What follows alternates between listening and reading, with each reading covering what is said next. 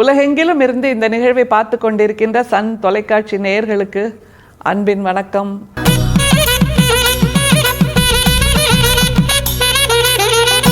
வள்ளல் பெருமான் திவ்ய சரித்திரம் அப்படின்னு ஒரு புத்தகம் இருக்குங்க.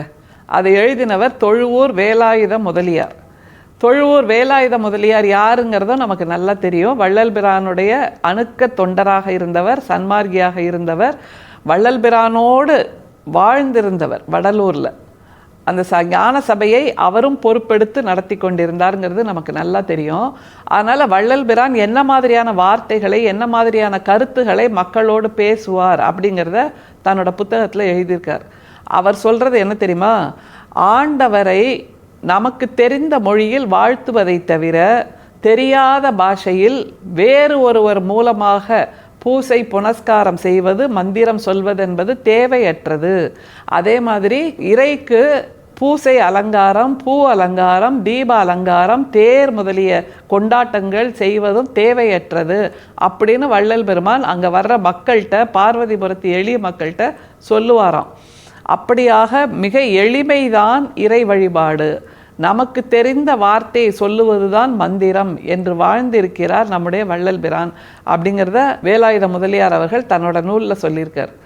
அப்படியான ஒரு சிந்தனையை வெளிப்படுத்துகின்ற ஒரு கருத்தை தான் நம்ம இன்னைக்கு பார்க்க போகிறோம். மக்கள் மீது அதிகமாக அதிகமாக அதிகமாக அன்பை செலுத்துவதைத்தான் நம்முடைய வள்ளல் பிரான் தன்னுடைய மார்க்கமாக சொல்லுகிறார். அதுக்கு ஒரு அழகான உவமையை சேர்த்து சொல்கிறார். அதுதான் ரொம்ப சுவாரஸ்யம். அந்த உவமை என்னங்கிறத நீங்களே பாருங்க. ஆன்ம உருக்கம் உண்டாக உண்டாக ஆன்மாவின் உள்ளிருக்கின்ற கடவுள் விளக்கமாகிய அருள் வெளிப்படுவது எப்படி என்று அறிய வேண்டில், தயிருக்கும் கட்டைக்கும் கடைதலால் நெகிழ்ச்சி உண்டாக உண்டாக அதன் உள்ளிருக்கின்ற வெண்ணையும் நெருப்பும் வெளிப்படுவது போல் வெளிப்படும் என்று அறிய வேண்டும். ஆன்ம உருக்கம் உண்டாக உண்டாக கடவுள் அருளை எப்படி நம்ம உணர முடியும் அப்படின்னு கேள்வி கேட்டிருக்காங்க. அதுக்கு வள்ளல் பிரான் சொல்லுகின்ற பதில் தான் இந்த பதில். அதுக்கு வெண்ணையும் கட்டையும், தயிர் கடைவோம்ல, அந்த மாதிரி விஷயத்தை வச்சு அவர் சொல்கிறாரு. தயிர் கடைய கடைய கடைய அந்த தயிர்லேருந்து வெண்ணெய் அப்படி தெரித்து மேலே வரும். அப்படியான ஒரு விஷயமாகத்தான் ஆன்ம உருக்கத்தை அல்லது ஜீவகாருண்யத்தை நம்முடைய வள்ளல் பிரான் பார்த்திருக்கிறார்ங்கிறத சொல்லுகின்ற கேள்வி பதில் இது.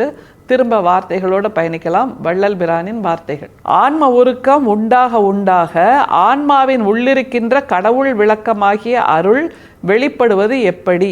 வள்ளல் பிரான் திரும்ப திரும்ப சொல்றாருல, இறை என்பது வெளியில இல்லை, தேவலோகம் என்பது மேலே இல்லை, பார்க்கடல் என்பதும் வெளியில இல்லை, எல்லாமே நம்ம மனசுக்குள்ள இருக்கு, நாம் தான் இறை, நாம் தான் நடமாடும் கடவுள் என்று வள்ளல் பிரான் பல முறை சொல்லியிருக்கார்.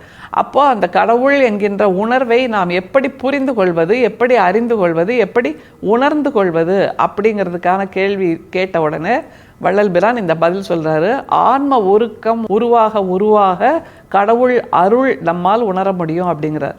அப்படின்னா எப்படிங்க அப்படின்னு அந்த எளிய பார்வதிபுரத்து மக்கள் திரும்பவும் கேட்டிருக்காங்க.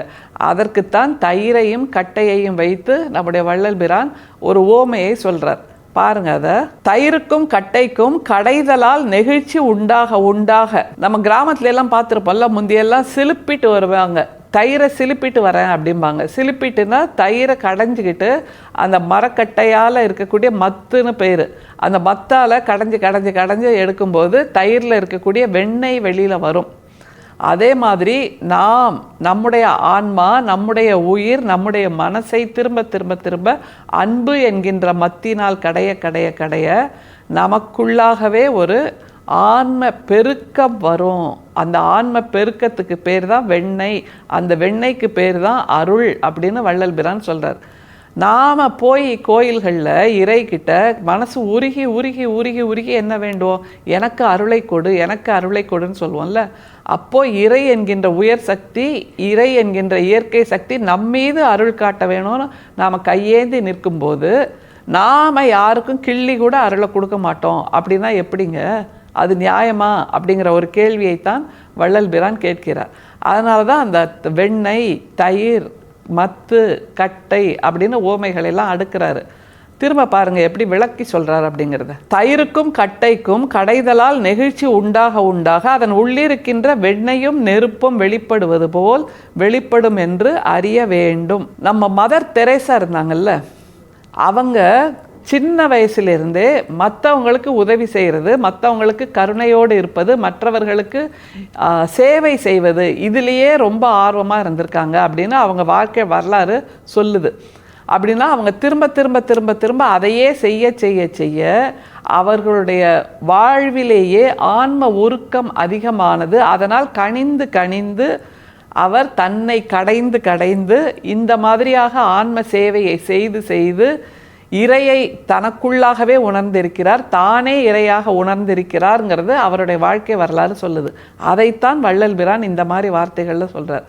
ஒரு தயிரை போட்டு கடையிற மாதிரி கடைஞ்சு கடைஞ்சு பண்ணிகிட்டே இருந்தால், திரும்ப திரும்ப நம்முடைய மனசை பக்குவப்படுத்தி கொண்டே இருந்தால், நம்முடைய மனசுக்குள் இருந்தும் இந்த ஆன்ம உருக்கம் என்கின்ற வெண்ணெய் வெளிப்படும், அந்த நெருப்பும் வெளிப்படும். அப்போது நாம் தான் இறையாகி நிற்போம் என்று வள்ளல் பிரான் தெளிவாக சொல்கிறார். இதைவிட எளிமையாக ஒரு ஓமையோடு யாராலும் விளக்கி இருக்க முடியாது என்பதுதான் வள்ளல் பிரானோட இந்த உரைநடை பத்தியோட அழகு. ஏன்னா தயிரை கடையும் போது வெண்ணெய் பெருக்கெடுக்கிறது. அதே போல் நாமும் நம்முடைய மனசை பக்குவப்படுத்தினால் அந்த ஆன்ம நேயம், ஆன்ம பெருக்கம், ஆன்ம அருள், இறை அருள் எல்லாவற்றையும் நமக்குள்ளாகவே நாமே உணர முடியும் என்பதைத்தான் வள்ளல் பெருமான் இந்த பத்தியில் சொல்கிறாரு. தயிரை கடைய ஆரம்பிக்கலாமா? தயிருங்கிறது வேற எங்கேயும் இல்லை, மனசு தான் தயிர், மனசு தான் கட்டை, மனசு தான் மத்து. கடைய ஆரம்பிப்போம். நமக்குள்ளாகவும் அந்த ஆன்மநேய பெருக்கம் வரும் என்பதை நிச்சயமாக உணர முடியும். அருட்பெரும் சோதி, அருட்பெரும் சோதி, தனிப்பெரும் கருணை, அருட்பெரும் சோதி. மீண்டும் சந்திப்போம். நன்றி, வணக்கம்.